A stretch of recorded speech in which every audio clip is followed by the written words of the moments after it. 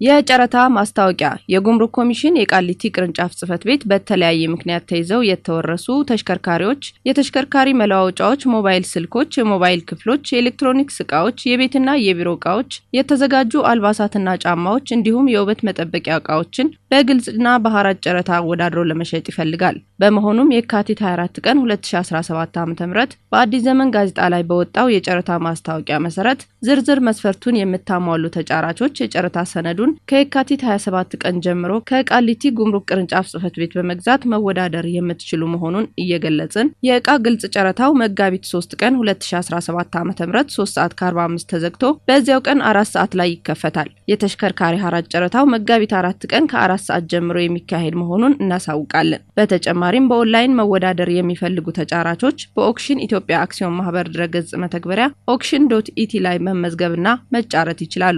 የቃሊቲ ጉምሩክ ቅርንጫፍ ጽሕፈት ቤት